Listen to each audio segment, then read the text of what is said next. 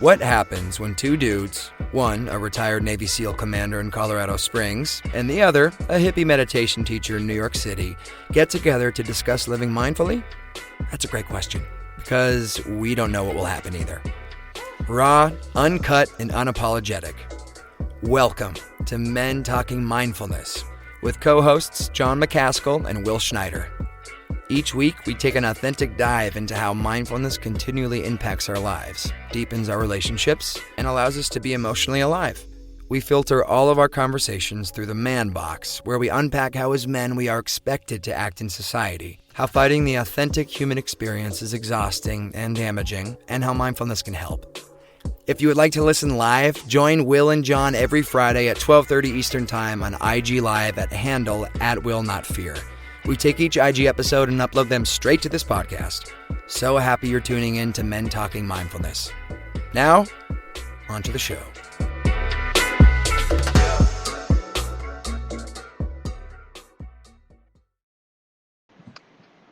Yeah, there he is. What's up, man? How you doing? Good. You look like you're outdoors enjoying some time outside, man. Good for you. Well, yeah, don't let the grass fool you. I'm actually in I'm in Grand Central Station right now in New York City, which Nice. It's like 12:30, right? Yeah. And I've lived in New York for like 17 years. It is typically at this time of day on a Friday would be incredibly bustling. I mean, like unbelievable number of people. And look at what I'm seeing. Like it is like empty. Wow, dude.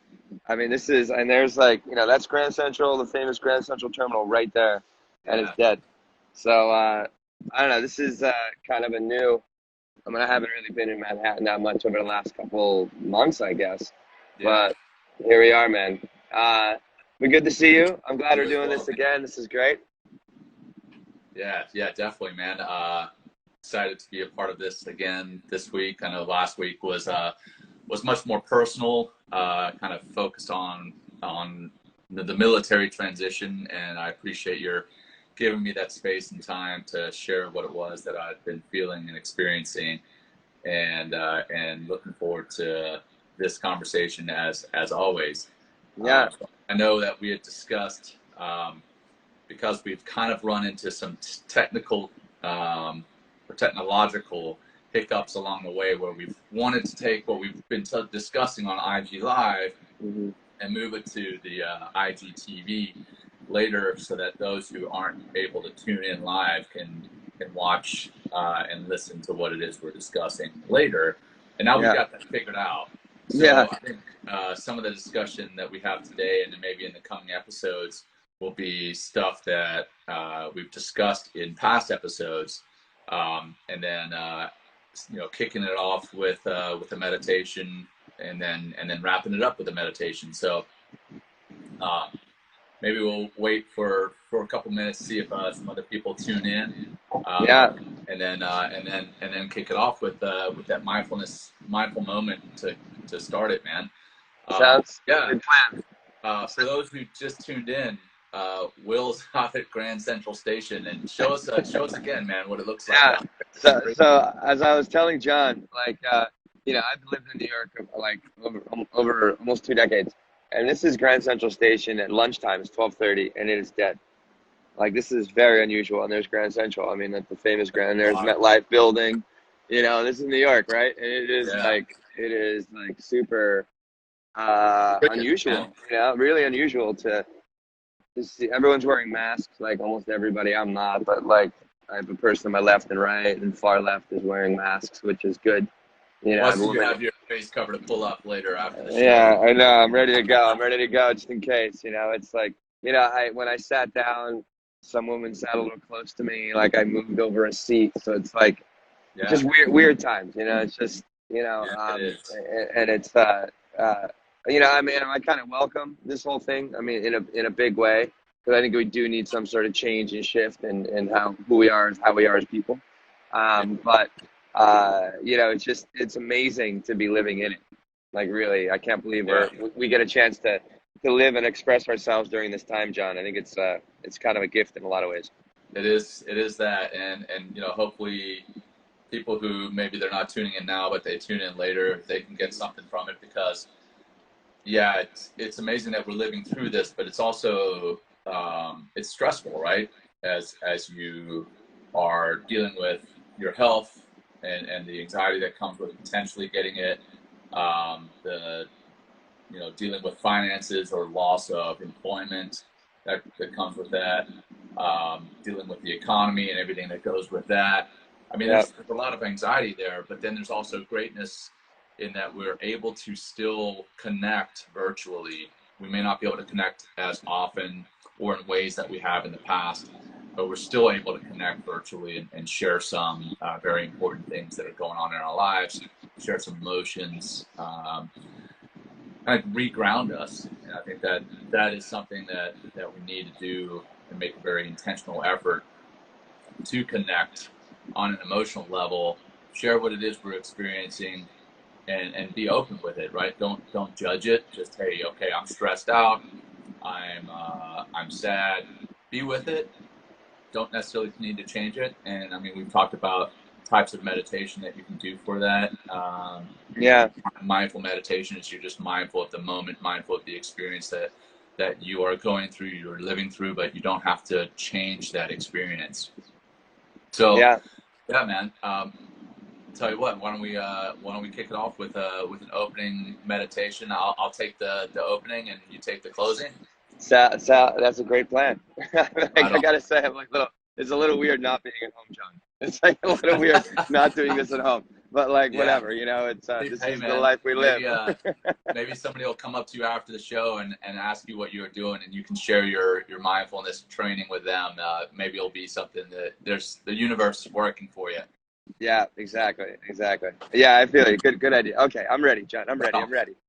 All right, cool, man. I got to admit, I'm sitting in the house, one of the houses that I grew up in, and this particular chair that I'm in is incredibly uncomfortable. So I'm going to be very aware of that sensation as I'm leaving this. But yeah, why don't we start with just getting into a comfortable position, whatever that looks like for you. I'm going to place one hand on my heart, one hand on my belly, and then I invite you to, if you're comfortable doing so, closing your eyes and just bringing your attention to your breath and the very physical aspect of that, the actual sensation of the breath coming into your belly. Notice your belly expanding under your one hand as you're breathing in, and then contracting under that same hand as you breathe out. And try to breathe in through your nose and out through your mouth.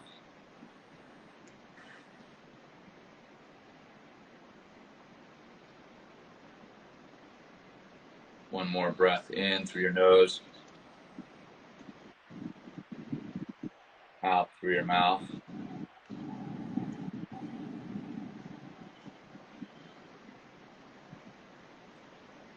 Now just breathe naturally, but keep your one hand on your belly and your other hand over your heart.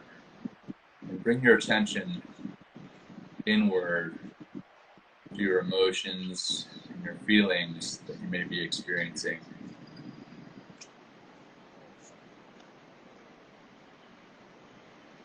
Maybe something positive, something neutral, or something even negative.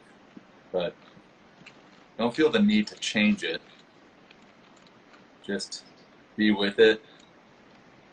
Notice it there. Imagine taking it into your hands, examining that emotion. Looking at it.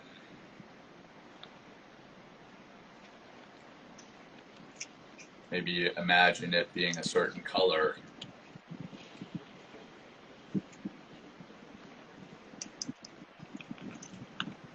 What does that feel like? Taking that emotion, not judging it, not trying to change it, but just looking at it, holding it in your hands, metaphorically, turning it around, looking at it from all angles.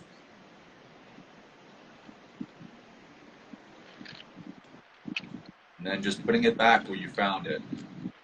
Don't feel that you need to get rid of it. Don't feel that you need to dump it. It's there. It's there for a reason, whether it's positive, neutral, or negative. Just let it be. It's only here for a moment, whether that moment is an instant or whether it's a few days, but it will be with us, and we just note it there. And other emotions, other sensations, they will come along as well, much like the waves of the ocean. They're there for an instant, and then they go away, followed by another wave. I invite you for the next 30 seconds or so just to be very quiet with yourself. Focus on the physical sensations of your two hands. Again, one over your heart and one over your belly. Notice how your belly expands and your heart beats. Focus on that for the next 30 seconds or so.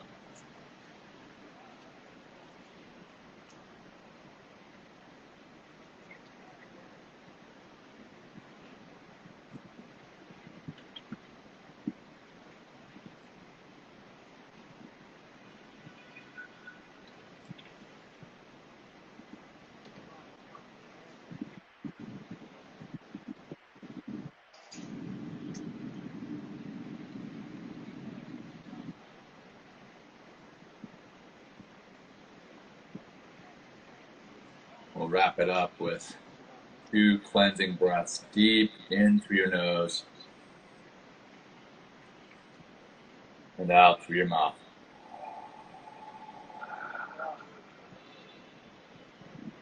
Deep in through your nose and out through your mouth.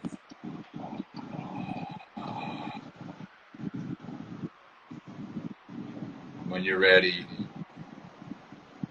drop your hands from your chest and from your belly. Slowly come back. Invite you to bring some movement into your body. Slowly open your eyes.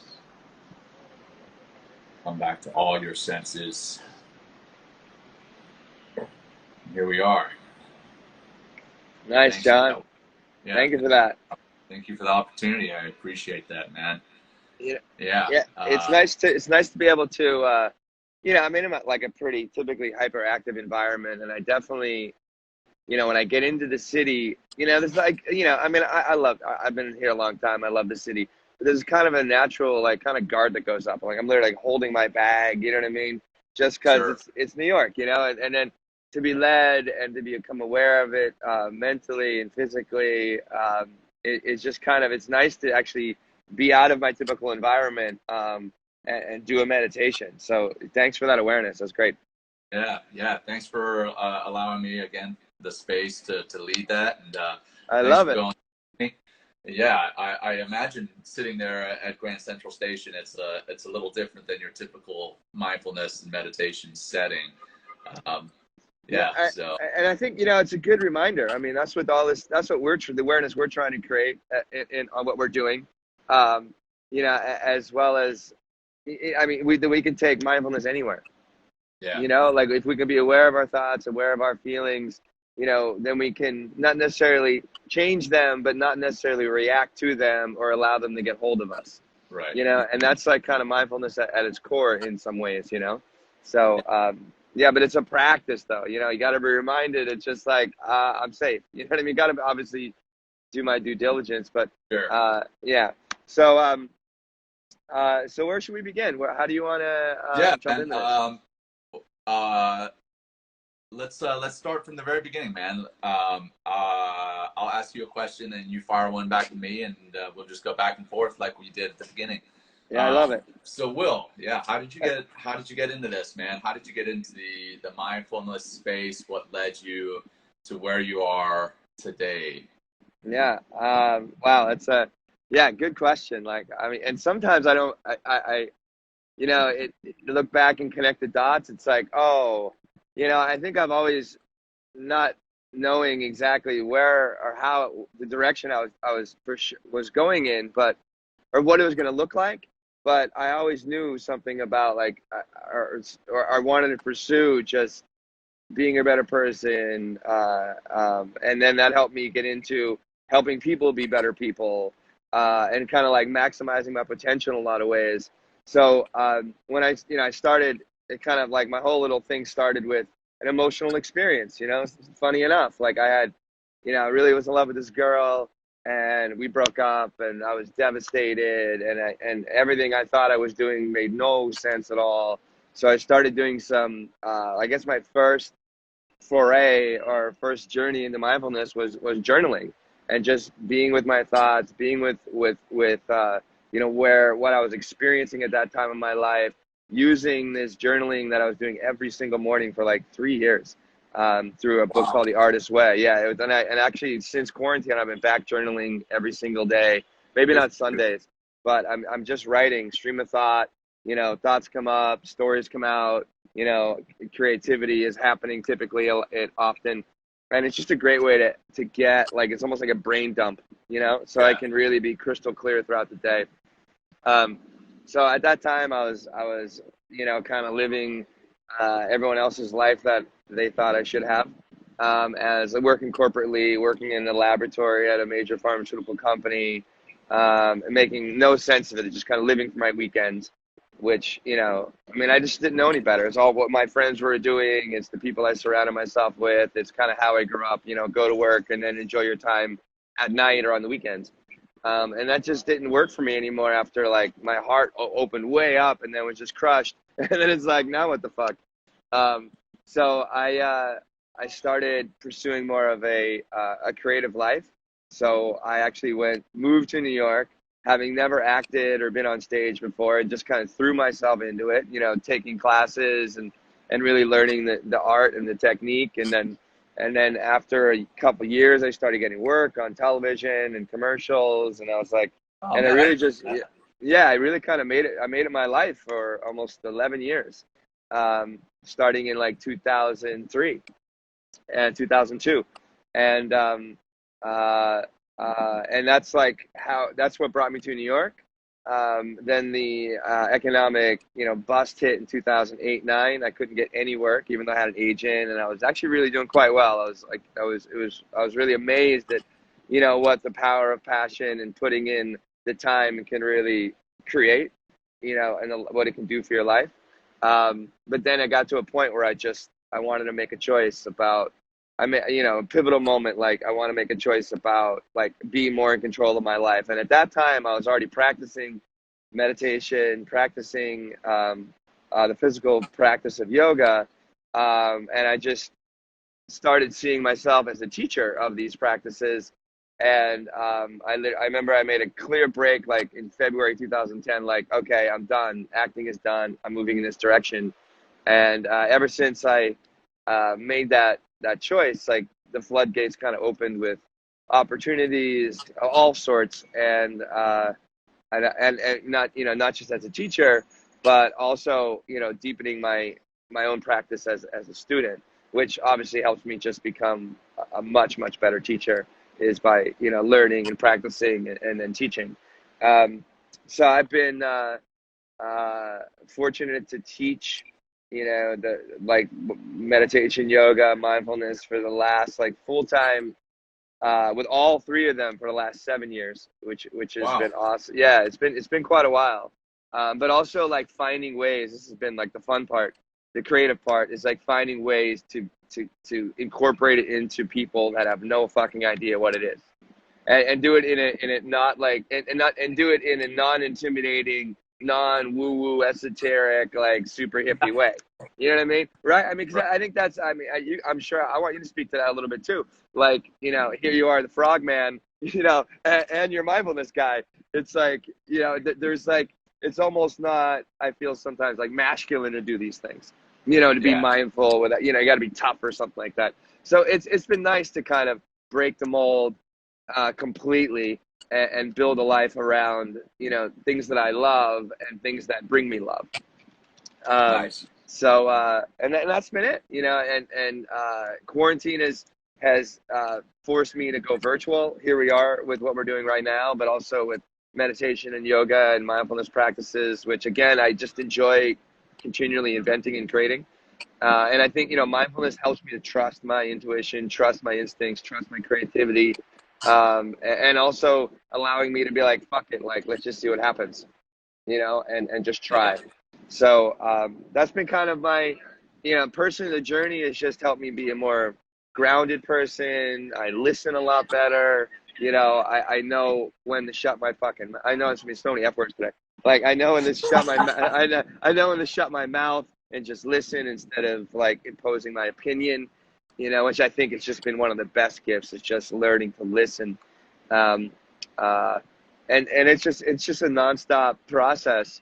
And, you know, the more that I do and teach, I feel the less that I know, but the more silent I kind of become and just step back and listen and then wait for the moment where maybe I can help. So that's been it. Nice, man. For now. Yeah, thank you. I think I learned a lot there that I didn't even know about you, man. Yeah. And you know, we've talked quite a bit in the past. I didn't know that you'd done the TV commercial thing. I'm gonna have to go back and Google you. Google your name, see what commercials you were on.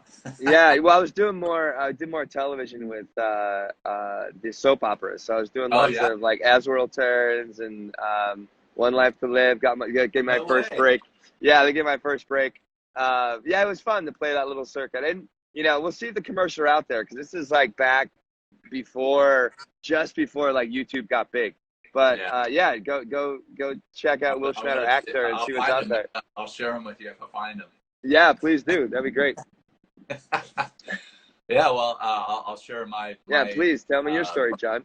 Yeah, my kind of route to where I am today is definitely the road less traveled by my fellow frogmen. So let's see. Graduated from the Naval Academy in 2001. Went into the SEAL teams soon thereafter, after going through the initial training. Did my first workup with my first platoon, and then deployed to Afghanistan in 2005. And we ended up getting into a pretty serious situation where we lost a lot of guys, and I knew we lost 11 SEALs and then 8 Army Night Stalkers in one event. Fuck. Yeah. So the movie Lone Survivor about Marcus Luttrell, that was Operation Red Wings. That was that was a lot of my good friends. I was out there for that. Wow. And the one guy who ended up getting the Medal of Honor from it, his name's Michael Murphy, that named a ship after him. He's a phenomenal guy. During the firefight, he stood up in the middle of the firefight to make communications back with home base, to call for a quick reaction force to come and help them on the ground, because it was just him and 3 others on the ground in a pretty major firefight. One of the helicopters that got called in got shot down, and that's where we lost the rest of the guys. So 3 on the ground died. 1 survived from the ground element, Marcus Luttrell, the lone survivor. Yeah. And then all the folks on the helicopter passed away. Wow. And I had a lot of survivor guilt from that, a lot of anxiety, a lot of depression, and I battled with that for years. So much so that I think it was one of the root causes to the end of my first marriage. Wow. And after that marriage ended, started getting some help from the Navy, started getting on different medications, started getting some talk counseling, and then and that all helped. I think the talk counseling was probably the better of the two. The medication helped to a point, but it kind of numbed me out and kind of made me somewhat of a zombie. I think there's time and place for that medication, but for what I was experiencing, I wasn't. I don't think it was the right time and place. So anyway, continued with the talk counseling and ended up getting introduced to a counselor who recommended mindfulness and meditation. And I think I've told you this before, Will. You know, going back to the comment about the macho thing, it's like in your mind, you're like, meditation is for those who are, I don't know, weak mentally. And it's quite, it's funny when once you become a practitioner and you learn about it and you think back to how you thought about it, you're like, that was completely backwards. It's actually the exact opposite. It's for the people who are strong mentally. I mean, for a warrior, if you look at it, you look back on ancient warriors, you look at the samurais, I mean, they practiced it before they went into battle. You look at some of the ancient Greeks, ancient Romans, the Spartans, before they went into battle. Sure, they didn't call it meditation, but they sat down and they were quiet. They didn't go into battle like beating their chests and hoorah, you know. Nothing against the Marines. I love the Marines. That hoorah part. Hey, my nephew's a Marine. Hell yeah. I love the Marine. I love my Marine Corps brothers and sisters. Yeah. But, you know, they went in more stoic into battle. And I think that's where that ancient warrior mindset, somehow along the way, that got lost. And the idea that meditation is for the weak of mind somehow replaced that thought. Yeah. So anyway, going back to the counselor that recommended it to me, that's where I was at mentally. I was like, man, that's for the weak. And he convinced me otherwise, and I'm very thankful because I quite honestly think that he saved my life. Not just changed it for the better, but saved it, because I was on a dark path, you know, and in my mind I had some thoughts that included suicide. Wow. Yeah. So he got me on it. I started practicing it for a few weeks. Started to see real subtle changes, but I wasn't seeing enough. So I went back to him afterwards, and I was like, hey, you know, what am I doing wrong? What else can I do? And he was like, just give it some time. Be patient. It's not something that changes your life instantly. So I continued practicing daily for a couple months, and that's when I started to see changes. And then a couple months after that, people came up to me and they started asking me what I was doing differently. And I told them, and quite honestly, I told them with a little bit of embarrassment. Again, going back to there it is. Exactly. It's so weird, right? Yeah. Although now I'm like, everybody that I can tell, like literally yesterday, dude, I went to the iPhone fix-it place here, and I ran into a guy, and he was like, so what do you do for a living? I'm like, well, let me tell you. And I went into a long, I probably spent 15 minutes talking to the guy across the counter about mindfulness and meditation, because I believe in it that much. Yeah. Now, no, that's a completely different place than where I was. But anyway, so when people started asking me what I was doing differently, and I started telling them, in my mind, what I thought was going to be the response was, oh, great, you're a wacko. What I ended up getting was people, oh, really? Tell me more. Tell me more. Yeah. And that's when I was like, oh, you know what? I can share this with people. And not only can I share it, but I can start to teach it. So I, you know, got my certification to teach, learn more about it, constantly learning more about it. As I work for Veterans Path, as you are well aware, Veterans Path, the nonprofit that does it for vets, because of the effectiveness. I had a podcast too as part of that, and brought on some of the, you know, very like world-renowned practitioners and teachers. Awesome. And learned tons from them in the process. So now I'm a teacher, deputy executive director for Veterans Path, trying to bring it to vets on a virtual platform through eMindful, because of COVID, because we can't do the normal face-to-face retreats. So hopefully we're going to get some online stuff set up here soon and be teaching them, and ultimately bring it. The goal is to bring it to every transitioning service member and veteran, which is as our executive director says, it's a big, hairy, audacious goal. But we believe in it that much, that it can change people's lives and save people's lives. So we're doing that, and then we've also got this sidebar initiative for the healthcare workers there in New York City because Great. of, you know, some of the same things some of the same things we as veterans have experienced, that post-traumatic stress, survivor guilt, the inability to do anything for your brothers and sisters or do enough. A lot of the healthcare workers on the front line there in New York City are experiencing that, and we're working to bring that to them as well. Great. So that was probably a much longer answer than I No, I love hearing it. Can I, if we could just go, let's go to what, I'm just going to follow up with what you were talking about, but it'll take us right into the next question or what we've kind of so at what point, after you went back to the doctor or the therapist was like, hey, I don't know what this is just kind of whack or whatever. And he said, at what point did you know, things started to were different for you? So you were just doing a meditation, or what kind of meditation? Yeah. And then at what point did it seem to oh shit, life is different? Yeah, great question, man. So, initially I was just using the very simple apps on my phone. I used Insight Timer. I used Calm, the different ones that are out there. And I was experimenting with the different ones, and I personally ended up sticking with Insight Timer more regularly. But just doing very basic mindfulness meditation. So again, focusing on the here and the now, the bodily sensations that you're experiencing in the here and now, focusing on the emotions that you're experiencing in the here and now. Because I did, with what I was just sharing with you, get wrapped up in what could I have done differently in the past? What could I change? Right. And that's where, that it kept manifesting. It was just a rumination where, I wasn't getting anything good from it.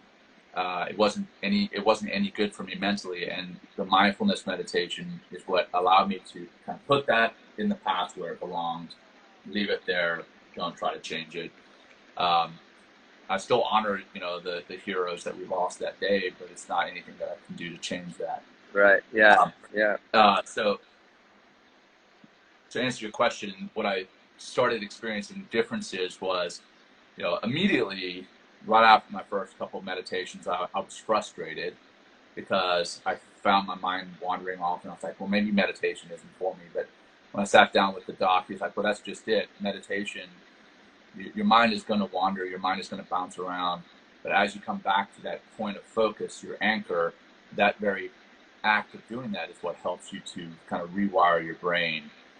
And when I realized that, and I realized that when my mind wandered off, hey, that's just part of it. Just bring it back gently to the focus. Mm-hmm. I didn't beat myself up or tell myself that I can't meditate. And, that false negative talk. Once I got past that, that's when I started to feel just little subtle changes with each meditation. I mean, just my breathing calmed. I could feel that my if I was stressed out, my hands weren't sweating. I wasn't feeling as anxious in crowds. And then what I started noticing more was when I was with my little girl and I was feeding her a bottle in the morning. At the time she was 6 months old, maybe a little bit younger even. Prior to that, what I would do is I'd be feeding her that bottle and I'd be thinking, well, this is some time that I can think to myself, what can I do today? What's my to-do list? What's my task list? All that other stuff. And I wasn't focused on the beautiful miracle that was right there in my hands. But then after practicing for a while, for a couple months, and I was feeding her, I was listening to the little noises that she was making. And, as she was reaching up, grabbing the bottle, she was also reaching up and grabbing my hand or reaching up and touching my face. And I was just experiencing that and enjoying it. And I started to realize that I was enjoying life, not just that moment. Wow. Started life. And so that, it took a couple of months to really make that realization. But maybe it's just because I'm a little slow. But that's when I was like, okay. Yeah, well, I don't know what it's like, to be in the military, but I think anywhere that we kind of put a lot of our time, there's a certain amount of programming that we take on. Yeah. And that's just, and I say programming because it literally wires our brain in a certain way. Right. And you know, I mean, it, I don't know. I mean, I'd imagine being a soldier, like you're always doing stuff and something, you know, and you're always looking for the next thing in a lot Right. of ways, you know, and you know, and here you are holding your child instead of being in the moment. You know, in some ways you were, but you're there. But like instead of Yeah. really enjoying that fully that moment, what mindfulness helps us to tap into, you know, I can see like how you can, you know, you'd be able to. I don't know who that guy is. You'd be able to drift into, you know, into like your to-do list. You know what I mean? Yeah. So anyway, sorry, I Yeah. don't mean See, to, but no, you're good, man. Yeah. So that's when I really started to notice that I was starting to enjoy things more, starting to enjoy the moment, kind of give up the past, and not worry too much about the future. And then yeah, then I started to get closer to the end of my military career and was wondering what I was going to do. And like I said before, people started coming up to me asking me about it, about meditation, about what I was doing differently. And then I realized, hey, this is something that I could do. I could pay it forward, teach yeah, other yeah, Beth what it yeah, is that I learned, and hopefully help them to maybe save their lives or at least change it for the better. So, yeah, yeah, man. And I think something that we talked about yesterday, and we're going to get into it, you know, in more in depth in another episode. But something that you know jumped out at me pretty quickly was that in doing this, it brought some things to the surface that I wasn't aware of. Um, and then it made the talk counseling more effective. I was able to go into the counselors and be like, "Hey, these are the emotions that I'm experiencing. These right, are some of the stressors or the anxieties that I'm experiencing." It doesn't necessarily do away with that stress. Mindfulness and meditation doesn't necessarily make you immune to stress or immune to anxiety, but it allows you to bring some things to the surface that you may not have been aware of, and yeah, then address them. So yeah, that's what yeah, really helped out a tremendous amount there. yeah. Yeah, so those were the differences, man. Short I term and love it. long term that brought me to where I am.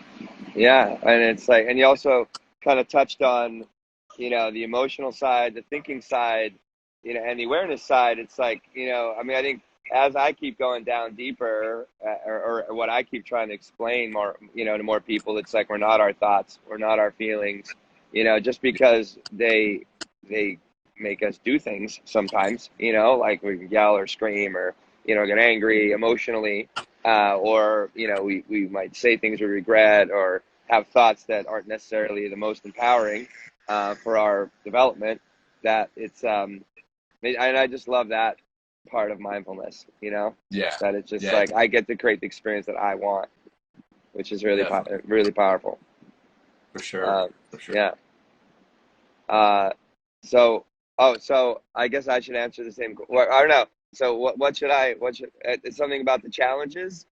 Is that? Yeah, yeah. What do you think? Some of the challenges that bubble up in practicing or in teaching. I know I think we discussed in the pre-show that we have that we're kind of split this into maybe two episodes because I think there's a lot there that we can talk There's a about. lot. Yeah, Yeah, there's super lot. Like I think, yeah, you know, some of the challenges that I experienced, well, I mean, not so much anymore, but early on was just being consistent, like showing up and practicing.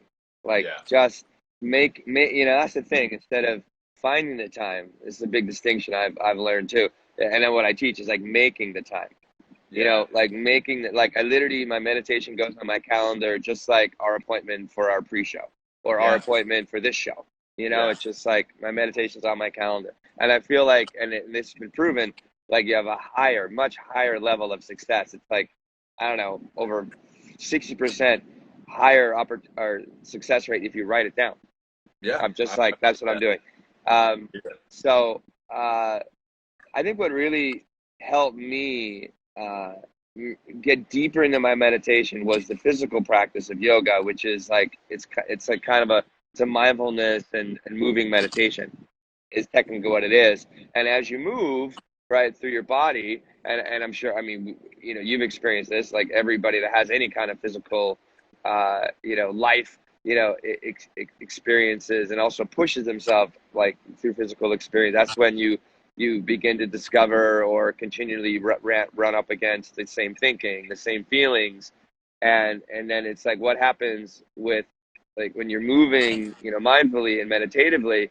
It's just like, again, coming back to the whole idea or that whole principle of like, I'm not my thought, I'm not my feelings. What is my potential now, in that physical environment, or in that, but in that physical posture, whatever I'm doing, or that sequence has really helped me just to get really clear. So when I'm sitting in meditation, and really trying to, even like doing a stillness meditation or just not moving at all, like I get to really see, just have a deeper experience with whatever practice it is, because I'm trying to find, a new threshold, or actually, not even find a new threshold, but just find more peace, find more harmony with everything, be more present, and not be caught up, mentally, emotionally, or physically.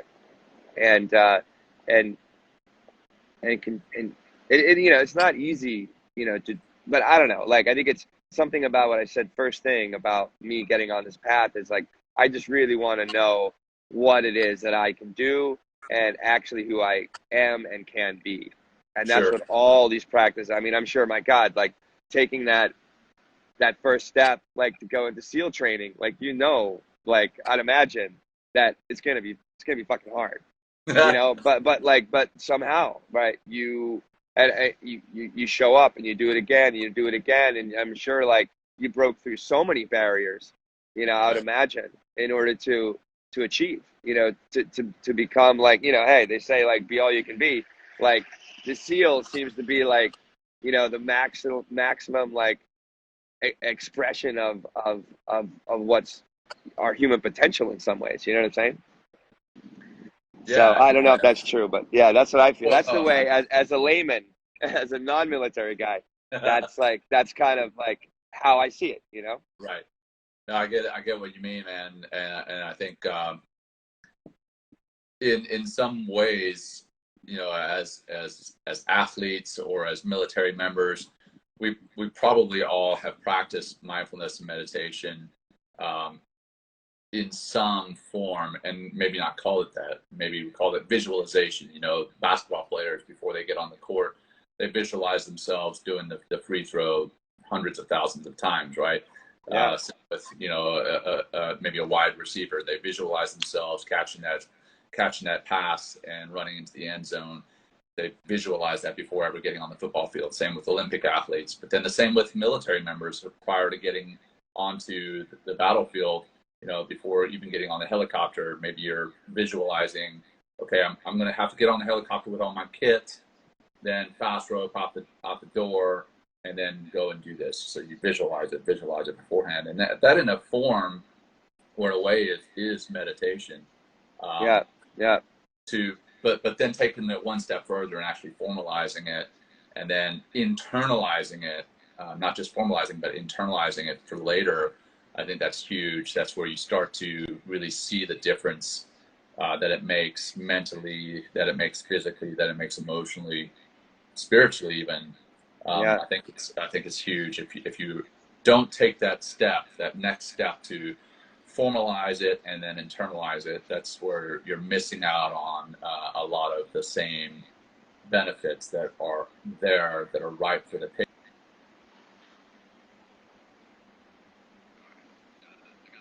Notification. Oh, that's okay. Yeah. But anyway, I think that's probably a wrap for this week, man. Maybe. I love it. Yeah, it's good. Like, we have a bunch of people out there. We have like eight or nine people on, which is great. So if anybody wants to, ask a question, go right ahead. And we can, what we'll do, I think maybe Jon will, thank you for this, number one, like this is, and sorry for all the distractions, like all sorts of people around me, which are good, fascinating. You're able to pay attention and still be in the moment, even with everything that's going on there. So you are mindfulness personified. in New York City during Yeah. COVID times. Hell Yeah. yeah. It's crazy. Uh, I don't know. You know what? I got to say another thing that mindfulness helped me do is really enjoy life and also understand and see the humor in life, because it's Yeah. just so absurd. It's all so absurd in some ways. And look what we're going through right now. But like, I could just go with the flow, you There know? you go. And that's key. You know, I want to say one more thing, John. I think it's interesting how you brought up athletes, military men. You know, there's something about, using the physical body to achieve presence and flow, Yeah. and there's some sort of like joy or some sort of like DNA thing inside of us that like we want to go to that place, you know, Yeah. and meditation and these mindfulness practices help us to do that. Is a big Absolutely. it just helps us to I like Michael Singer in his book, the Untethered Soul, says you don't have to reach for spirit, you don't have to reach for energy, you don't have to reach for that, like our for what we are at our essence, which is this infinite potential. All we need to do is strip away everything else, and Yeah. that's what it is. It's like, get rid of the emotional bullshit, get rid of the programming, get rid of the negative thoughts, get rid of our ideas of who we should be, and all of a sudden it's like, wow, like, now what? Yeah. But anyway, let's finish with actually a breathing technique. All We'll right. do we'll do 5 rounds of a triangular breath. So we're gonna inhale for 5 seconds. We're gonna hold that breath for 5 seconds, and then exhale all that breath out through the mouth, right, for 5 seconds, and we'll repeat that 4 more times. And just to, and anybody that's watching, use this technique anytime you need to find your center, get yourself grounded, cool yourself down, or even just kind of like, if you need a little bit more clarity with whatever's going on, this is going to help you do that. And this, again, just 5 rounds, and let's have some fun with this. So Let's do you it. can sit up, close your eyes. Um, you can bring a hand to your belly, a hand to your heart, if that's going to help you connect to your breath. And as we take these inhales, I'd like you to really think, coming back to being using your imagination, think like you're filling with a giant balloon, in like a big spherical balloon in your entire torso. Right, we're going to hold that balloon and we're going to let that go. All right, so let's do this together. So everybody's sitting up tall, shoulders over top of your sit bones. Try to eliminate your spine from hunching and rounding. Let's exhale the breath all the way out. Take a big inhale. 5, 4, 3, 2. Hold breath. 5, 4, 3, 2. Exhale. 5, 4, 3, 2, 1. Beautiful. Let's repeat. Inhale for 5. Hold that big breath. 5. Exhale. Let it go. Push it out, push it out, push it out. Here we go. We got a few more rounds. Inhale, 5. Big, big, big, all the way to the top of the chest. Hold that 5. Exhale, out mouth, 5. You can even pull the navel in to extinguish all the breath out. 2 more rounds. Inhale, 5. Hold it.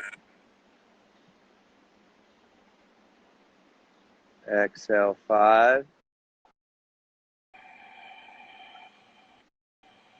Beautiful. Last one, 5. Hold, hold. Exhale, 5, 4. Beautiful. Let it all go out. Come back to a normal breath and just take a moment and just experience your experience. How are you feeling? Without judgment, but are you more relaxed, more calm, maybe more agitated, or whatever's going on? Just be aware without judgment.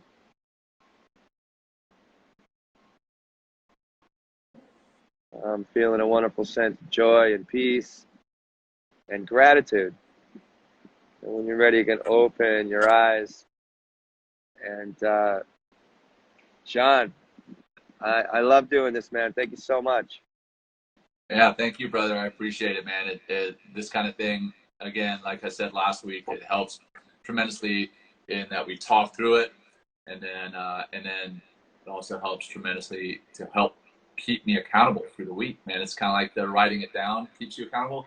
Well, knowing that I'm going to talk about mindfulness at the end of the week, it makes me want to stay more accountable. I see a question and answer just popped up. Yeah, we have Mr. Lynch says, wanted to say thanks for this and planted some seeds of awareness. Mindfulness is within my possibility. I think that's all he said. Yeah. So thank you, Mr. Lynch. You know, it is possible for everybody, like everybody. Yeah. There's a reason why we're hearing so much about it, and there's a reason, Jon, you can have a comfortable conversation, you know, without your uniform on about mindfulness, because more people are, I think, we're tired of being stressed out. We know there's a better way, and mindfulness is definitely one way to help us do that. Yes, sir. Absolutely, It is, man. Thanks you for holding this place, Will. I really appreciate it, and I look forward to our conversation next week. Let's see, where are we? Today is the 17th. Next week, I'll be in Colorado, man. Oh, shit. I know, man. I can't wait to hear more about your trip next week. But thank you so much. Thank you for everyone that's joining. And drive safe, travel safe. And thanks, have a great weekend. Yeah, thank you. Okay, bye. Right, take care. Bye. Bye. Thanks for joining Will and Jon on Men Talking Mindfulness. If you enjoyed the show, please like and share it with your friends and family. And please, we would appreciate a review too. Until next time, this has been Men Talking Mindfulness. Thanks for showing up.